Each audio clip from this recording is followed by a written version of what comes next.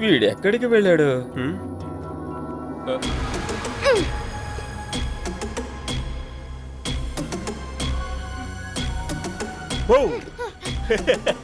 నా బంగారం, నువ్వు ఊళ్ళు తిరిగి వచ్చిన విషయం అంతా నేను విన్నాను. కానీ నన్ను ఏం చేయమంటావురా? నిన్ను వచ్చి చూడ్డానికి, నీకు గిఫ్ట్ తీసుకురావడానికి కూడా నా దగ్గర 5 పైసలు కూడా లేవు. కానీ నువ్వు సూపర్ రా, నువ్వు చాలా పెద్ద మనిషివే. ఇన్ని రోజులుగా నేనే నీకు గురువులా ఉన్నాను, కానీ ఇక నుంచి నువ్వే నా గురువువే. నేను నీకు దక్షిణ ఇచ్చి నీ దగ్గర శిష్యుడికి తీసుకోవాలనుకుంటున్నా. ఎందుకని? ఎరా, ఇంత చిన్న వయసులో ఇల్లు వదిలి పారిపోయి ఊర్లన్నీ తిరిగి రావడం అంటే మామూలు విషయం అనుకుంటున్నావా? దానికి భయంకరమైన ధైర్యం కావాలరా. నేను 5వ తరగతి చదువుకుంటున్నప్పుడు అద్దెకి సైకిల్ తీసుకోవడానికి అమ్మ బీరువాల నుంచి డబ్బులు దొంగతనం చేశాను. అది రాక్షసి కనిపెట్టేసింది. తిరిగి వెళితే నన్ను చెట్టుకు కట్టేసి కొట్టబోతున్నారని నాకు నా స్నేహితులు తెలియజేశారు. పుస్తకాలన్నీ ఒక చెట్ల పొదలో పడేసి నేను డైరెక్ట్ గా బోట్ ఎక్కి వేరే ఊరి వెళదామని అనుకున్నాను. కానీ ఆ బోట్లో ఎక్కి ఊర్లో దిగగానే అమ్మకు తెలిసిన వాళ్ళు నన్ను పట్టుకున్నారు. తర్వాత కొబ్బరి చెట్టు కట్టి కొట్టేశారా? నన్ను కొడితే చెరువులో దిగి చచ్చిపోతానని నేను వాళ్ళని బెదిరించేశాను. ఆ రోజు మీకు బాగా దెబ్బలు పడుంటే మీరు ఈ పాటికి బాగుపడుండేవాళ్ళు. రే, ఇంట్లో వాళ్ళందరినీ టెన్షన్ పెట్టి ఊరొదిలి పారిపోయిన వాడివి నువ్వు నాకు చెప్తావారా? ఏదైనా నీలాంటి వాడినైతే కాదురా నేను. ఇన్ని రోజులు నీ పర్ఫార్మెన్స్ ను బట్టి చూస్తే వేణువే నీ కొడుకై ఉంటాడురా. సరే, అదంతా వదిలేసే. నువ్వు ఊరొదిలి వెళ్ళిపోయిన విశేషాల గురించి చెప్పరా. నేనేం పారిపోలేదు, నన్ను తీసుకువెళ్ళిపోయారు. తీసుకువెళ్ళారా? ఎవరు? దెయ్యం. దెయ్యమా? రారా అని నన్ను తీసుకువెళ్ళిపోయింది. చాలా చోట్ల చూపించింది. భలే చెప్పావురా నువ్వు. ఇప్పుడు దెయ్యాలన్నీ టూరిస్ట్ గైడ్లు అయిపోయాయా? నిన్ను తీసుకెళ్లి ఊరు మొత్తం తిప్పి భోజనం పెట్టించి మరీ తీసుకొచ్చాయా? చెప్పు. నిజంగా నన్ను తీసుకువెళ్ళిన దెయ్యం తలని మా ఫ్రెండ్ బద్దలు కొట్టేశాడు. అందుకే నేను తప్పించుకున్నాను. నీకే సమస్య లేదు కదరా? ఏం సమస్య? ఏ రాబడి లేకుండా బతకడానికి నేను కష్టపడుతున్నాను రా. అలాగా కష్టపడుతున్నా నన్ను ఏదేం కూడా తీసుకువెళ్ళడానికి రాలేదు. కానీ నువ్వు మాత్రం ఊరొదిలి వెళ్లి సంతోషంగా తిరిగి వచ్చేసావు. నేను సంతోషంగా ఉన్నానని మీకు ఎవరు చెప్పారు పెదనాన్న? మనకి మన ఇంట్లో ఉన్న సంతోషం ఇంకా ఎక్కడా దొరకదు తెలుసా? బయటికి వెళ్తే చాలా కష్టంగా ఉంటుంది. అలాగా? నైట్ అయితే భయంలో నిద్రే పట్టదు. పోలీసు వాళ్ళు పట్టుకుంటారని మనుషులు వచ్చి డిస్టర్బ్ చేస్తారు, కొడతారు. అదే ఇంట్లో అయితే ఆకలి అయితే అమ్మ భోజనం పెడుతుంది. బయటికి వెళ్తే తినడానికి ఏమీ దొరకదు. ఆ ఆకలితో ఉండాలి. ఒక్కొక్కసారి తాగడానికి నీళ్లు మాత్రమే దొరుకుతాయి. అలాంటప్పుడు ఎందుకనరా పిల్లలు బయట స్వర్గం ఉందని ఇల్లు వదిలిపెట్టి పారిపోతున్నారు? వెళ్ళిన తర్వాత తెలుసుకుంటారులే. ఇక నుండి నేను ఇల్లు వదిలి ఇంకెక్కడికి వెళ్ళను. అనుభవమేరా నిజమైన గురువు. నువ్వు ఈ చిన్న వయసులోనే నువ్వు చాలా గొప్ప విషయాలు నేర్చుకున్నావు. ఇంత వయసు వచ్చినా జీవిత పాఠాలు ఇంతవరకు కూడా నేను నేర్చుకోలేదు. మీరు జాగ్రత్తగా ఉండండి పెద్దనాన్న. నా తల మీద కొట్టిన దయ్యం ఇక్కడ చుట్టుపక్కల తిరుగుతానే ఉంది. నేను నీకొక నిజం చెప్పనా? ఈ లోకంలో దెయ్యం అనేది ఏదీ లేదు. అదంతా కూడా మనల్ని భయపెట్టడానికి మనుషులు సృష్టించింది. అవును, మనిషే. ఆ మనిషి దగ్గర మీరు జాగ్రత్తగా ఉండాలని చెప్తున్నాను. నువ్వేంట్రా తలతోక లేకుండా మాట్లాడుతున్నావు? ఒకవేళ ఆ దెబ్బలు నీ తలకే తగిలాయా ఏంటి? సరేలే, ఎక్కువసేపు ఈ చెరువు దగ్గర కూర్చోకూడదు. అది అంత మంచిది కాదు. రారా వెళ్దాం, పదా రా. వాళ్ళమ్మాయి ఎందుకని అక్కడికొచ్చి ఉంటున్నారు? అది మీరే వచ్చి అడగండి. ఇప్పుడు ఆ ఇంట్లో వాళ్ళందరినీ కంట్రోల్ చేస్తుంది ఆశా వాళ్ళ అమ్మే. ఆవిడ చెప్పే వాటన్నిటికీ సుమేష్ తలూపుతున్నాడు. వాడికి అసహ్యంగా లేదు అత్తగారికి బానిసలా ఉండడం? నువ్వొక మగాడివై ఉండి ఆ ఇంట్లో ఏం చేస్తున్నావు? ఎక్కడెక్కడో తిరిగి వచ్చిన ఆడది మన ఇంట్లో కూర్చొని రాజ్యం వెళ్తుంటే నువ్వు చూస్తూ ఊరుకున్నావా? బయటికి గంటొద్దు. తర్వాత ఆడదాన్ని ఏడిపించానని నేను జైలుకి వెళ్ళాలా? చూడండమ్మా, మీరు అనుకుంటున్నట్టు ఆవిడ మామూలు ఆడది కాదు, భయంకరమైన ఆడది. ఆవిడ కట్టుకునే చీరలు, ఆవిడ వేసుకునే నగలు మీరొచ్చి చూడాలి. చాలా కష్టమైన పరిస్థితుల్లో ఆవిడ్ని ఎలాగైనా సరే బ్యాంకుకి తీసుకువెళ్లి తాకట్టు పెట్టామంటే బ్యాంకు వాడు కళ్ళు మూసుకొని కనీసం 25 లక్షలనే ఇస్తాడు. నువ్వు అలా చూస్తూ ఉండు, చివరికి మీ ఇద్దరిని కూడా బయటికి గెంటుతారు. మమ్మల్ని ఏం చేయమంటారు అత్తయ్య చెప్పండి. అయినా మాకు అక్కడ ఏ హక్కు లేదు కదా. అలాంటప్పుడు ఆవిడ్ని ఎలా ఎదిరించి మాట్లాడగలం? ఆశ వాళ్ళ అమ్మ. ఆవిడ ఎదిరించాలంటే మీరు ఒక్కళ్ళు మాత్రమే ఎదిరించగలరు. అడ్డమైన వాళ్ళు నా ఇంట్లో తిష్ట వేస్తే నేను చూస్తూ ఊరుకోనరా. అందుకు ఇప్పుడు ఆ ఇల్లు మీది కాదు కదా అత్తయ్య, సుమేష్దే కదా. వాడికి కూడా నేనేదో ఆస్తి ముట్ట చెప్పాను, మిగతాదంతా వాడు నన్ను బాగా మోసం చేసి తీసుకున్నాడు. అయితే మీరు త్వరగా అక్కడికి రావాలమ్మా. ఇప్పుడు మనం ఆ కోర్టు బలంతోనే అక్కడ ఉండగలుగుతున్నాం. ఆ ఆశ వాళ్ళ నాన్న మామూలు వాడు కాదు. గవర్నమెంట్ ని చీట్ చేసి చాలా సంపాదించాడు. ఆ డబ్బు తీసుకొని వచ్చి కేసు నడిపించాడంటే మనం ఓడిపోతాం. దానికంటే ముందు మన హక్కుని మనం తీసుకోవాలి. నేను అక్కడికి వస్తా, ఎవరిని అక్కడ ఉండనివ్వనురా. అది మరి. అయితే మీ అనారోగ్యం నుండి మీరు త్వరగా కోలుకోవాలమ్మా. ఆ తర్వాత మిమ్మల్ని నేను అక్కడికి తీసుకువెళతాను. ఆశ వాళ్ళ అమ్మ లేక జగదమ్మ అని చూద్దాం.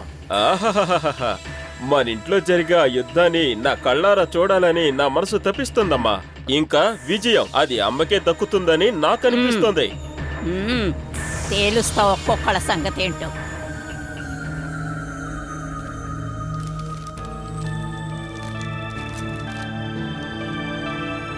రండి.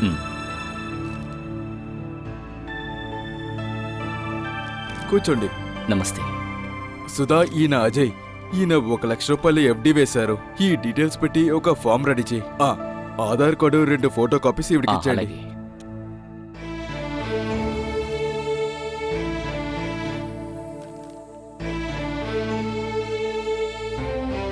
ఒక్క నిమిషం వెయిట్ చేయండి.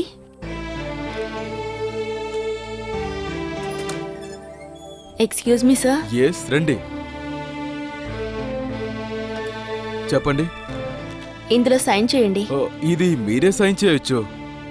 కంపెనీ ఓనరే కదా బాండ్ మీద సైన్ చేయాలి.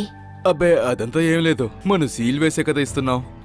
మేనేజర్, క్యాషియర్ 2 ప్లేస్లోనూ నువ్వే ఏదో ఒక సైన్ వేసి ఇవ్వు. అలా చేస్తే చాలు. నేను మేడం లేని టైంలో ఎవరైనా క్యాష్ డిపాజిట్ చేయడానికి వస్తే నువ్వే కదా చూసుకోవాలి. అలా అనుకుంటే చాలు. ధైర్యంగా సైన్ చేసి ఇవ్వు. సూర్య ఫైనాన్సెసే కదా, క్యాష్ గ్యారంటీ. వెళ్ళు.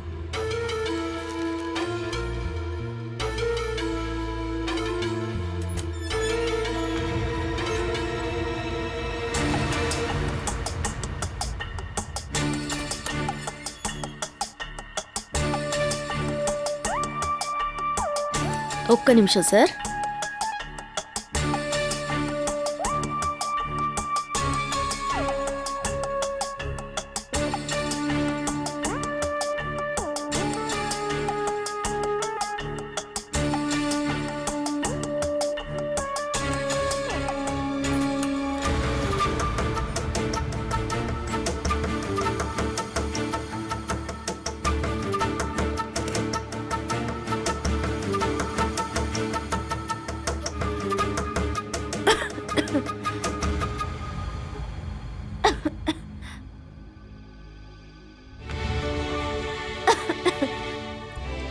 ఇదిగోమ్మా, ఈ మందు వేసుకో. జ్వరం దగ్గు తగ్గితే అదే సరవుతుంది. మందేసుకోపోతే తగ్గదు తల్లి. ఇది చాలా రుచిగా ఉంటుంది.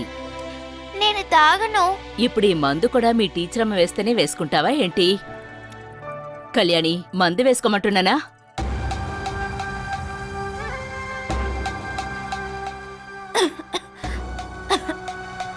తనకింకా జ్వరం దగ్గు తగ్గలేదా? తగ్గాలంటే మందు వేసుకోవాలి. నేను వేస్తుంటే తనకు నచ్చటం లేదుగా. ఏంటి కళ్యాణి ఇది? నాయనమ్మ చేదుగా ఉన్న మందిస్తున్నారు. ఇదేమీ నేను తయారు చేయలేదు. ముందు మందు వేసుకో కళ్యాణి. ఆ టీచర్తో చెప్పు మందు వేసుకోమని చెప్పమని. నాకు దగ్గు జలుబుందని మీకు తెలుసు కదా నాన్న. ఇక్కడే ఉండి మీరు నాకు మందివచ్చు కదా నాన్న. నేను నిన్ను మాత్రం చూసుకుంటూ ఉంటే చాలా? మీకు వేరే పనులు అసలు ఏమున్నాయి? నిన్ను చూసుకోవడానికి నానమ్మ ఉంది, లాలి ఉంది. అఖిలకి వినుకి నాన్న లేరు. వాళ్ళ విషయాలన్నీ చూసుకునేది వాళ్ళ అమ్మ మాత్రమే. అలాంటి అమ్మ లేని నా విషయాలన్నీ మీరే నాతో ఉండి చూసుకోవాలి. మీరు ఒక రోజు మొత్తం నాతోనే ఉండొచ్చు కదా నాన్న. నాకు కూడా ఆశగానే ఉంది. కానీ నాకు చాలా పనులున్నాయి. అవి ఇంకెవరికీ అప్పచెప్పలేం.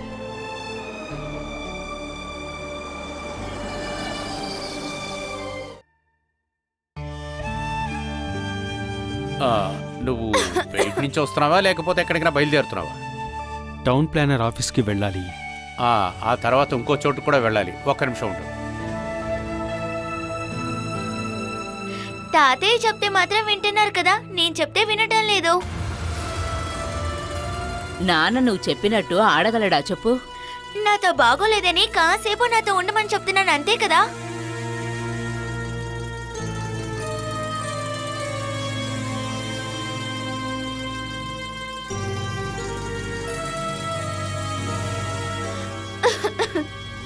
ఇదిగో ఇందులో 8 లక్షలున్నాయి. తోట ఈసారి లీజుకి ఇచ్చిన డబ్బు ఇక్కడ ఉంచొద్దు. ఇది నువ్వు ఫినాన్స్లో ఇచ్చి రిసెప్ట్ నీ దగ్గర ఉంచు. ఇది ఎవరో ఒకరికి ఇచ్చి పంపించొచ్చు కదా. ఓనర్ దగ్గర ఎక్కువగా డబ్బులున్నాయని పనోళ్ళకి తెలియకుండా ఉంటేనే మంచిది.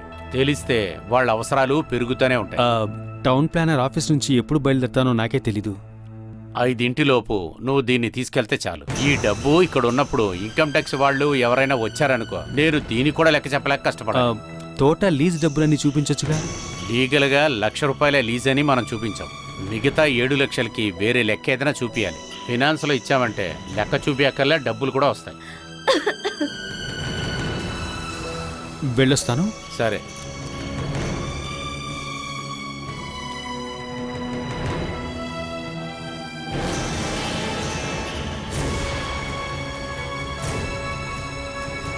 వీడికి సంపాదించాలనే ఆశే లేదే, అదే ప్రాబ్లం.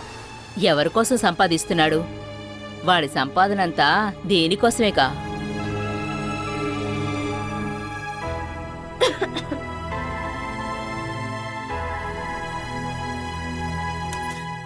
Excuse me.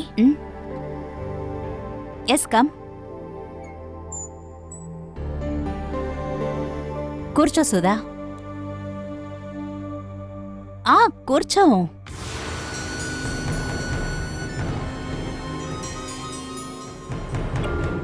నీకు కొన్ని బాధ్యతలు ఇవ్వడానికే నిన్ను రమ్మన్నాను. కొన్ని రోజులుగా నీకు తెలియకుండానే నేను వాచ్ చేస్తున్నాను. నువ్వు అన్నిటినీ త్వరగా నేర్చుకుంటున్నావు. Thank you. ఇదిగో, ఇది పెట్టుకో. ఇక్కడున్న సేఫ్ అయిన డాక్యుమెంట్స్ అన్ని పెట్టే బీర్వా తాళాలివి. దీన్ని నీ డ్రాయర్లో పెట్టుకో. నేను జయ్యనే లేనప్పుడు ఇక నువ్వే అన్నిటిని మేనేజ్ చేయాలి. నాకింకా అంత ఎక్స్పీరియన్స్ రాలేదు. అలా అనిపించడం వల్లే కదా ఇస్తున్నాను. ఇదిగో సుధా, తీసుకో. మేము లేకుండా సేఫ్ రూమ్కి వెళ్ళేటప్పుడు ఇంకొకరిని కూడా తీసుకువెళ్ళాలి. ప్రతిరోజు వెళ్ళేటప్పుడు అన్నీ కరెక్ట్గా లాక్ చేసుందా అని చెక్ చేసుకొని వెళ్ళాలి. సరేనండి. సరే, నువ్వు వెళ్ళు.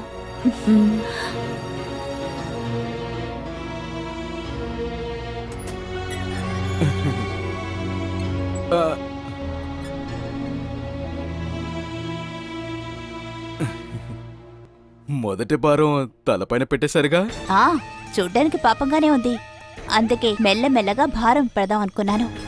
ఇదంతా ఆవిడని ఇరికిసానికి చేసిన ఆటని ఆవిడికి తెలీదు కదా. సూరజ్ సార్.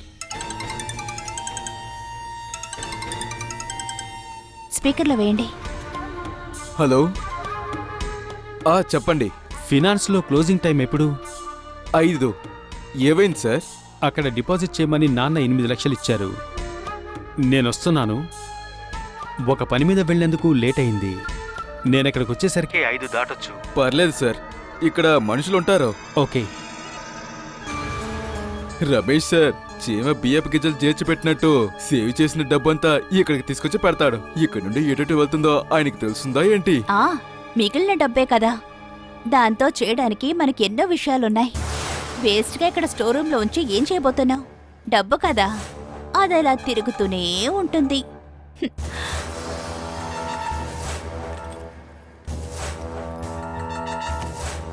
మీరు బయలుదేరుతున్నారా?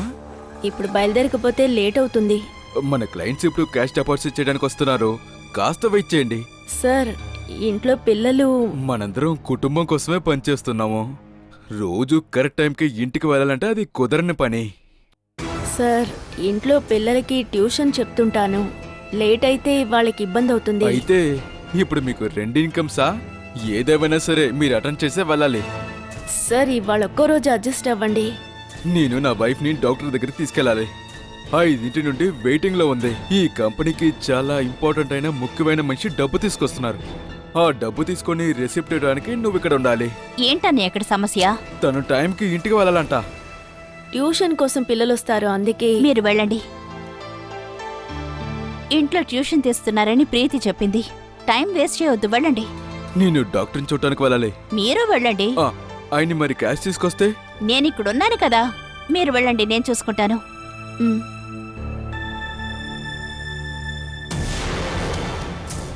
తన విషయంలో కొంచెం స్ట్రిక్ట్గా ఉండొచ్చు. మాంసం కోసం మనం పెంచే మృగానికి ఎక్కువగా నీళ్లు మేత పెట్టాలి. అదే విధంగానే సుధాత మనం చాలా ప్రేమగా నమ్రతగా నడుచుకోవాలి. మన మీద తనకి ఎటువంటి అనుమానమూ కలగకూడదు. అప్పుడే మనల్ని నమ్ముతుంది. మీరు వెళ్ళలేదా? వైఫ్ వెయిట్ చేస్తుంది కదా. అది నేను మర్చిపోయా. మన సూరజ్ డబ్బు తీసుకొస్తే? నేనిక్కడున్నాను కదా, ఆయన డబ్బులు తీసుకురానివ్వండి. అయితే ఓకే. ఏ డిస్టర్బెన్స్ లేకుండా సూరజ్తో మాట్లాడటానికి దొరికిన ఈ ఛాన్సు నేనైతే చెడగొట్టను. సరే, రేపు చూద్దాం. ఓకే.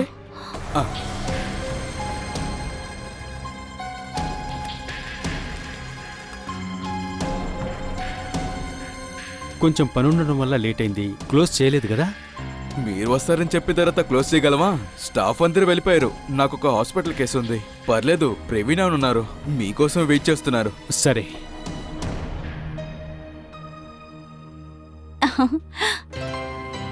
హాయ్ సూరజ్. హాయ్. కూర్చో. ఆ. 8 లక్షలు ఇంట్లో పెట్టుకోవడానికి రమేష్ అంకుల్కి భయమా? అదే మీరు ఫోన్ చేసి అడగండి. నాన్న ఏం చెప్పినా వినట్లేదని నా మీద ఊరికే కంప్లైంట్ చేస్తున్నారు ఆయన. అది నిజమే కదా.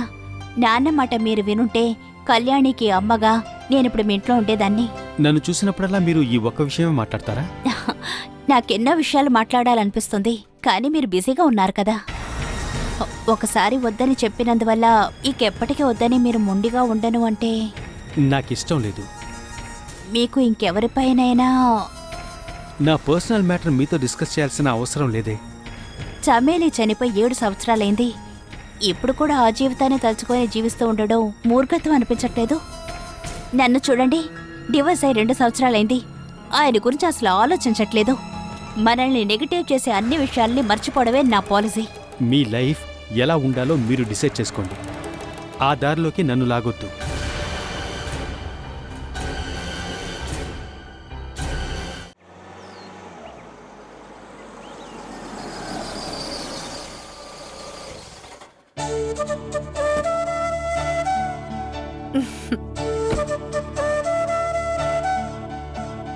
ఆ అమ్మ ఎక్కడ నాన్న? లోపలున్నారాంటీ. అవునా, రా.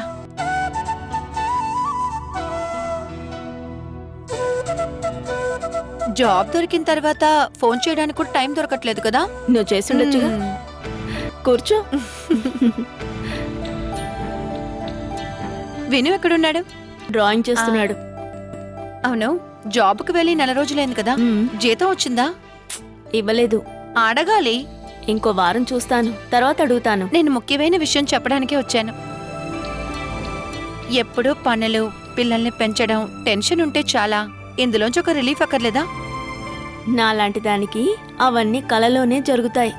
ఒట్టి కలల కంటే మాత్రం సరిపోదు. మనం ఇక్కడి నుండి 2 రోజులు దూరంగా వెళ్దాం. ఎక్కడికే? అదంతా నేను ఆర్కే ప్లాన్ చేస్తాం. మనమంతా కలిసి ఒక టూర్కి వెళ్దాం. మేము, నువ్వు, పిల్లలు, కళ్యాణి అందరం కలిసి ఒక టూర్. మంచిదే, కానీ మమ్మల్ని వదిలేయండి. వదిలేయాలా? మీరే ముఖ్యమైన వాళ్ళు. నువ్వు వెళ్ళి వినుని పిలుచుకురామ్మా. వెళ్ళు. సరే, నీ ఉద్దేశం ఏంటి? నువ్వు పిల్లలు అసలు ఈ ఇల్లు దాటి ఎక్కడికైనా స్వేచ్ఛగా వెళ్ళారా? ఒకడు ఊళ్ళు తిరిగొచ్చిన భయం ఇంకా పోలేదు. అది మాత్రం కాదుగా. ఎన్నో సమస్యలు ఇన్ని రోజులుగా నువ్వు అనుభవిస్తూ ఉన్నావు. అవన్నీ మర్చిపోవడానికి, పిల్లలతో కలిసి సంతోషంగా ఉండడానికి ఒక 2 రోజులు, ఈ శని ఆదివారాలు. ఆశ లేకుండా ఏం లేదు ప్రీతి. నేనిప్పుడున్న పరిస్థితుల్లో కుదరదులే. ఖర్చుల గురించా? నీకు నీ పిల్లలకి ఫుల్ స్పాన్సర్ నేనే. ఏంటి చాలా? అది మాత్రమే కాదు, కళ్యాణి గాని సూరజ్ గాని అక్కడికొస్తారు కదా, ఏం వద్దులేవే, బావుండదు. అక్కడి నుంచి కళ్యాణి మాత్రమే వస్తుంది. తన్నే మనతో తీసుకువెళ్ళమని సూరజ్ అనే నాతో చెప్పాడు. నువ్వు సాటర్డే ఒక్కరోజు బ్యాంకులో లీవ్ అడుగు, ఇంకేమీ చెప్పద్దు. ప్రీతి అంటే మనం ఎక్కడికి టూర్కి వెళ్తున్నాం? అదంతా మనం ఆలోచిద్దాం. ముందు మీరు అమ్మని ఒప్పించండి. ఎందుకమ్మా మీరు ఒప్పుకోవట్లేదు? స్కూల్లో టూర్కి వెళ్ళినప్పుడు కూడా మీరు నన్ను అక్కడికి వెళ్ళనివ్వలేదు. మనం వెళ్దాం అమ్మా. ఇల్లు స్కూలు మాత్రమే చూసే వీళ్ళకి ఇది సంతోషమేగా. బాలా, మనం వెళ్దాం. అమ్మా మనం టూర్కి వెళ్దాం అమ్మా. ఇంట్లోనే ఉంటూ నాకు బోర్ కొట్టేసింది. వెళ్దాం అమ్మా. ఆలోచిస్తాను. చూడు, ఇంకా ఆలోచించడానికి ఏమీ లేదు, వెళ్ళేది ఫిక్స్. సాటర్డే మార్నింగ్ ఇక్కడికి వస్తాం, మీరందరూ రెడీగా ఉండాలి. మనం 2 రోజులు బాగా ఎంజాయ్ చేసి మరీ మనం తిరిగి రాబోతున్నాం. ఓకే.